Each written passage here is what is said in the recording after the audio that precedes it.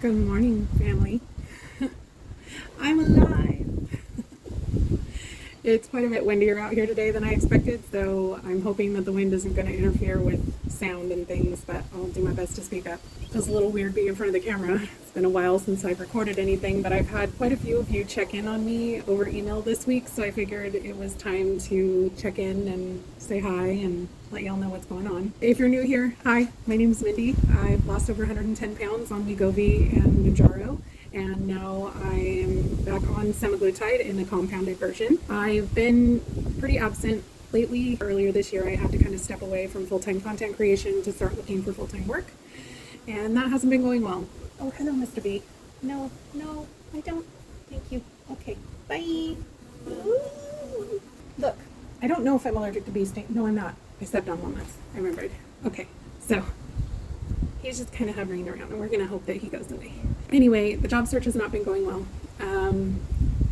I have been, for the last couple of years, studying Python, learning a computer language in the hopes of becoming a junior programmer, and basically picked the absolute worst time in the world to try and enter the tech industry. This year, all of the major tech companies have had massive layoffs, so the market is flooded right now with job applicants who have tons of work experience. So for someone like me who knows how to code but has no professional work experience, I've sent out over 200 applications and resumes and haven't received a single callback. So several months ago, I switched to looking for things that I was qualified for and overqualified for, and basically an hour after a job gets posted, there's already been 2,000 applicants. So a lot of that is probably due to the fact that I'm looking for remote work, and that's pretty much what everybody's looking for these days. So there's plenty of, waitressing jobs and things like that available, but the problem with working a waitressing or retail job is that I would be working during the only time that I actually get to spend with my husband.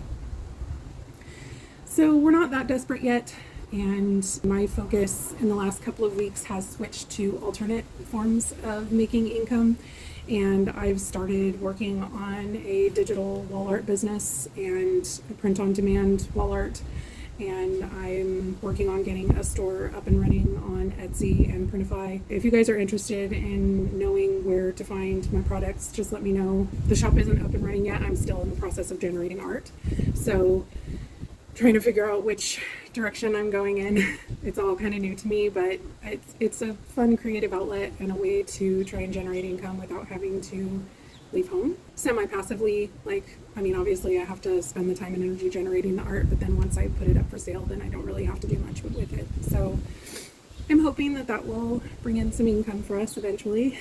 But that's kind of where I've been at, and that's where all of my time and energy has been spent, and I really just haven't had any time or energy to spend on creating any content, because I really feel like I haven't lived up to the promise that I made to my husband several months ago.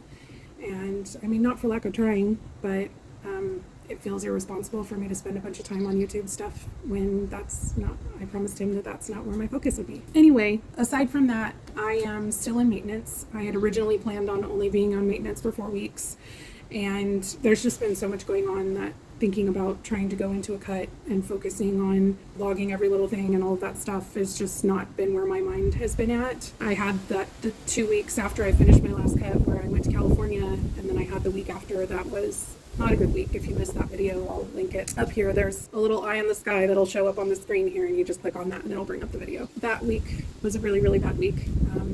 Had some major mental health setbacks, and basically the week after that, I entered my formal maintenance, and last week would have been the 4 weeks, so I would have started the cut this week, but I'm starting my cycle next week, so I decided to wait until after next week. So basically I extended my maintenance to 6 weeks instead of 4. There's nothing wrong with that. Giving your body a break from being in a deficit is a really important thing, to give your metabolism a break and to kind of give your body a chance to just relax, evens out cortisol levels.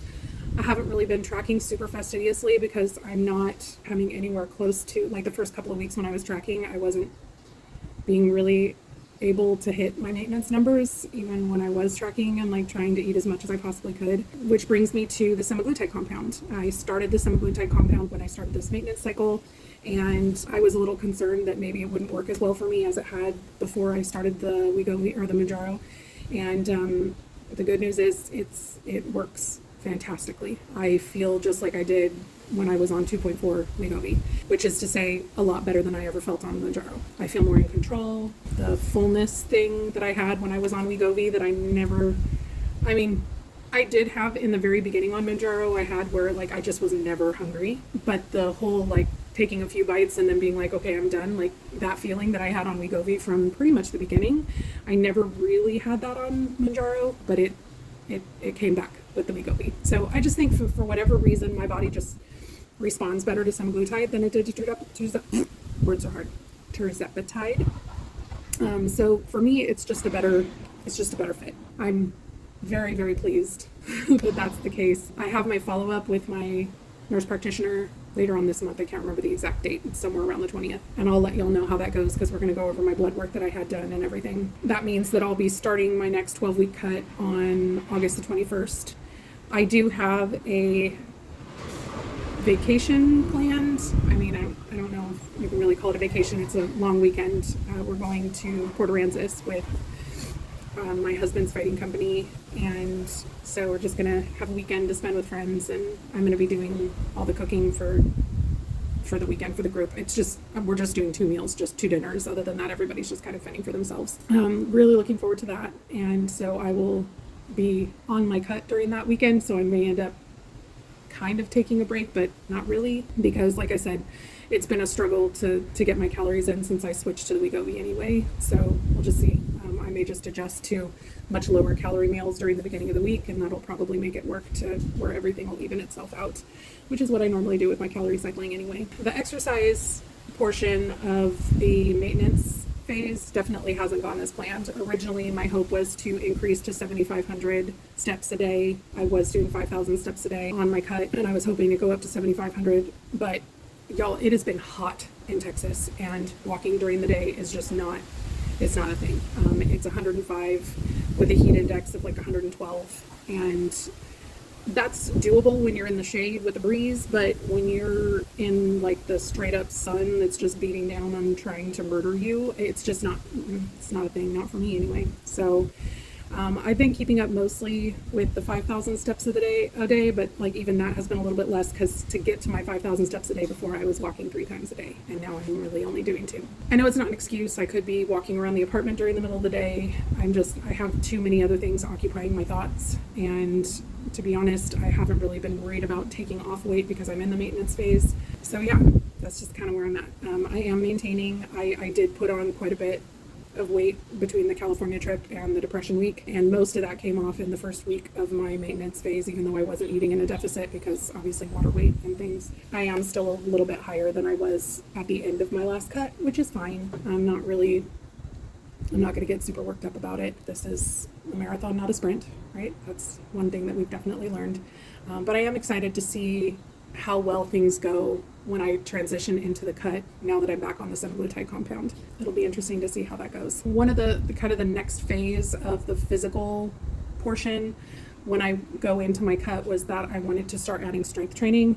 I still don't have a plan for that. I was hoping that I would have a job by now so that I could afford a program like Copilot or a personal trainer or an exercise coach or something like that, and I obviously am not there, unless all of a sudden my print-on-demand store just takes off in the next couple of weeks, which since I don't even have it launched yet, I kind of doubt it. But I'm gonna have to figure out something. Maybe I'll, do my resistance bands again, the classes that I was doing on YouTube. I feel like weightlifting would be much more advantageous. I just don't really know what I'm doing. I took a weight training class in high school, but I didn't really know what I was doing then either, and honestly, we didn't really have any instruction. Basically, it was a bunch of football players and me, and the football coach would just sit in his office while all the football players did their exercises, and we would just walk around and try to use the machines. So I have no idea what I'm doing with weight training, and I don't know that I trust a class to teach me how to do that without injuring myself, or to do that with any sort of efficacy. Anyway, if you guys know of anything that you use to learn how to lift weights, please let me know down in the comments. I would welcome any suggestions that you might have. But yeah, that's pretty much it for the weight loss journey portion of where things are at. I've been having a lot of people ask me questions on Instagram and on other videos about what's going on with my hair. People have said that they feel like, that my hair is getting thicker, and I definitely have some new growth. And I've kind of hinted to you guys that I've been using a product for a while, but I was waiting to see how it would work, and I was hoping to be able to get a discount code for you guys. And I've reached out to the company several times, but they're just not doing any sort of affiliate marketing or discount codes or anything, because honestly the product is so popular that they don't really need to. You've probably seen it advertised out there before. It's called, they're all over Instagram. It's called Amazing Hair Savior. I just got a refill order in the mail, so I just wanted to kind of show it to you guys so you could see what it was. They have a bunch of different products, but I use their natural hair oil and their Amazing Scalp Savior. So like 1 to 3 times a week at night before I go to bed, I part my hair like on the top and the back, because that's where the majority of my hair loss is like in this area. And I use like the drop. It comes with a dropper. I'll show you what the model looks like. It has like a little dropper. It smells very herbal. It's all natural products. It's like rosemary oil and a bunch of other things. I can't, yeah, it's all like the scientific names, so I'm not even going to attempt to butcher that. But you put the oil on your scalp, and then I have like one of those little silicone nubby things that I use to rub it in, and then I rub it in with my fingertips and rub it, like brush it through the rest of my hair to get the oil to kind of nourish the rest of the hair to like help prevent breakage. And then that sits overnight, and then I wash my hair in the morning, and then I use the Scalp Savior in the morning after I wash my hair. You just put a little bit of it in at the roots and just kind of rub it in. And it has aloe and eucalyptus and a bunch of other things in it. So I have definitely noticed a difference in the thickness of my hair, the health of my hair, all of those things since I started using these products, and I like them a lot. So I will have a link to the products. Again, I don't have a discount code for you. It's not an affiliate thing. I'm not getting a commission or anything. I use my own money to buy these products. I know that hair loss is a big thing for a lot of you, so I just wanted to share that product with you. And then I'm still using the Nioxin products, Nioxin Color Safe shampoo and conditioner. I don't use the scalp treatment anymore because I have the Amazing Hair Saver products, so I'm just using the shampoo and conditioner now, and that's it for my hair. Other than that, I just don't, for the most part, I don't use any sort of heat. I just let my hair air dry. My hair is stick straight, so this is how it dries on its own. And it is limp as a needle, so, it's just, it is what it is. Also, I'm sure you guys have seen the brand. I believe is BloomChic. I call it BloomChic because that's just what it looks like to me.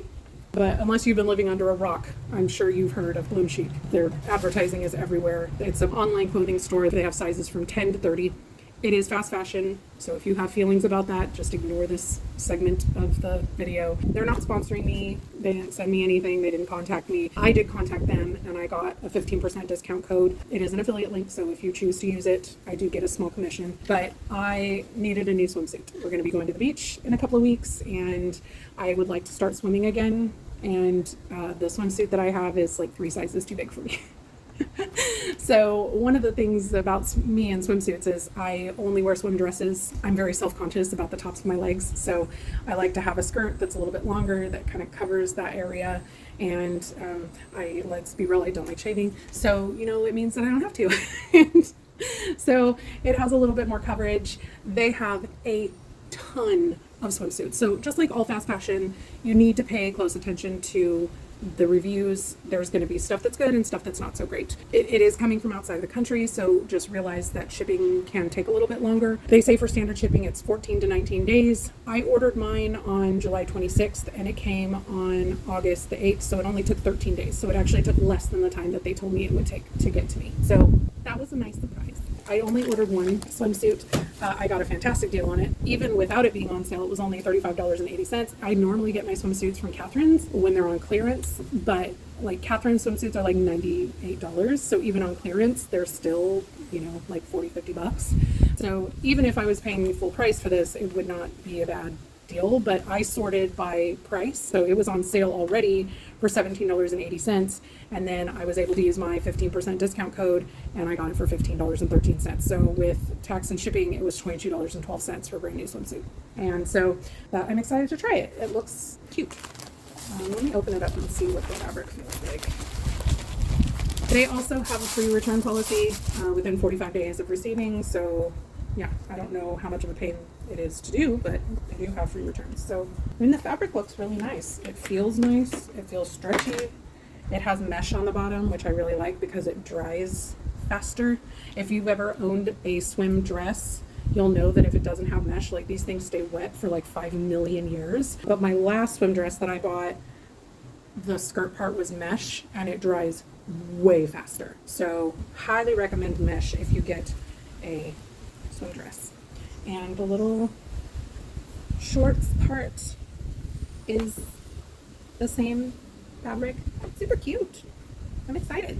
They do have the measurements on the website. Anytime I order anything online, I always go based on measurements, not sizes, because this is, I believe, a 1X. It's a 1X, which is a 14-16. And I would never in a million years order a 14-16 if it were me, like just for myself, because that seems way too small. And I don't have any clothes that are that small, but when I looked at the measurements on their website, that's what it said I needed to wear. So, and then other places I'm still wearing a 20-22. So, you know, stuff and things. Given that I started this journey at a 28 and I was starting to have a hard time fitting into those, I'm not mad about having a 14-16. Hopefully it fits.